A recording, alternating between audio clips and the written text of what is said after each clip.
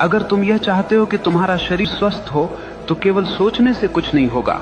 तुम्हें रोज व्यायाम करना होगा, सही भोजन करना होगा, आलस्य छोड़ना होगा। यही अनुशासन है।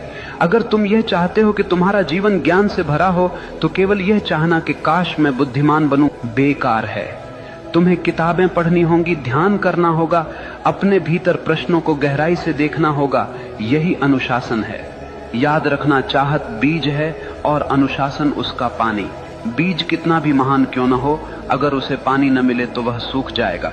ठीक वैसे ही तुम्हारी चाहतें बिना अनुशासन के मर जाती हैं। आज दुनिया में लाखों लोग सपने देखते हैं, लेकिन केवल वही लोग सफल होते हैं जिनके पास अनुशासन है, क्योंकि सपनों को हकीकत तक पहुंचाने का काम केवल अनुशासन ही करता है। और अनुशासन कोई कैद नहीं है, अनुशासन तो आजादी है।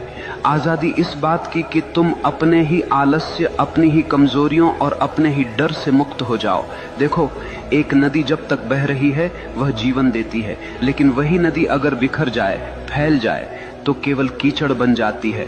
अनुशासन नदी के किनारों जैसा है जो तुम्हारी ऊर्जा को दिशा देता है, गहराई देता है और तुम्हें तुम्हारे मंजिल तक ले जाता है। इसलिए अगर तुम सच में वही बनना चाहते हो जो तुम चाहते हो तो केवल चाहने से कुछ नहीं होगा। तुम्हें अपने जीवन में अनुशासन की आग जलानी होगी।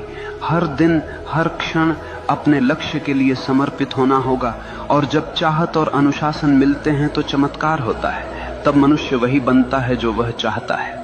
मनुष्य वही बनता है जो वह गहराई से चाहता है। लेकिन याद रखना, यह जीवन कोई खेल नहीं है, यह तुम्हारी चेतना की यात्रा है।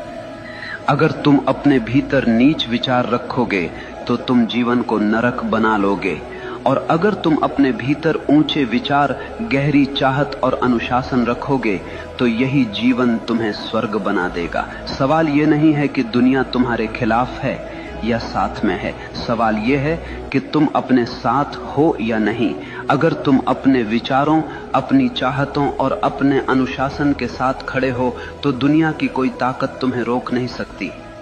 याद रखना, भाग्य बाहर से नहीं आता, भाग्य तुम्हारे भीतर से जन्म लेता है। जैसे तुम सोचते हो, जैसे तुम चाहते हो, जैसे तुम जीते हो, वही तुम्हारा भविष्य बनता है।